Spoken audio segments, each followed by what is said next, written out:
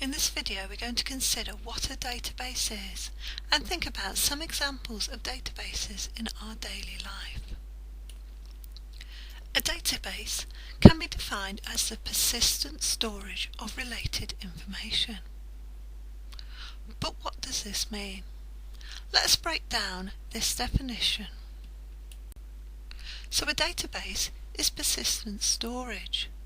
We all understand that when we store something, we save it. But what does persistent mean? Persistent means that when we subsequently need the information, that it will be available and that we can find it. This means that we can easily find the information and, if appropriate, we can update it. So persistent is not the same as permanent. Now let us consider what is related information.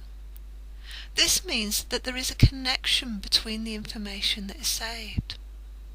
For example, your school will save information on the pupils, which could include their attendance, examination marks, or parental contact information, to name a few.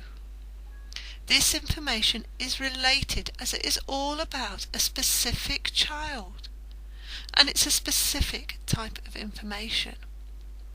So in a database, all the information is connected or similar. Databases are part of our everyday life. Let us now consider some everyday actions as to whether we are using or updating databases. When you go shopping, you then take your items to the till and the barcode is scanned. Have you ever wondered why they scan the barcode? It is because of a database. The barcode identifies the individual item, and when scanned it will display the price and often the name of the item. This information is held in a database. But more happens when the barcode is scanned. The database will store the fact that the item has been sold. It will update the stock records and may even automatically order replacement stock.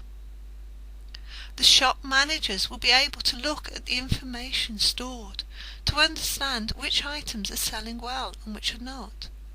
They may then use this information to decide on special offers. So when you go shopping, you are actually updating a database. Lots of us have a Facebook account which we regularly update. Let's consider if this is a database. When you start using Facebook, you need to create a profile. This requires you to enter information such as your name, email address and date of birth. This information is stored and other people can search for you based on the information you have entered and may request you to be their friend.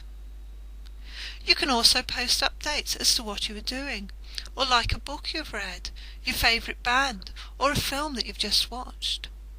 This information is also stored, viewed by your friends who may comment on it, and used by Facebook to sell advertising, which subsequently appears on your Facebook page. So considering our definition of Facebook, is it a database?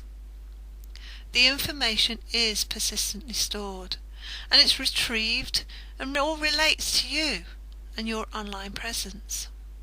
So Facebook would be a database. But do all databases need to be stored on a computer? Let's think about books. Can they be databases? The question is, it depends. The information is stored and can be retrieved. It could be argued that it is all related. However, when considering a database, you need to consider how easy it is to retrieve the information. If I'm using a dictionary, the information is stored alphabetically, which makes it easy for me to find the information I want. This is a database. However, if I'm reading a novel and I want to go to the specific part of the story, it is much more difficult for me to find the relevant part of the book. As a result, a novel would not be necessarily classed as a database. Have a go at the next activity and consider the definition of a database as the persistent storage of related information to see how many databases you can correctly identify.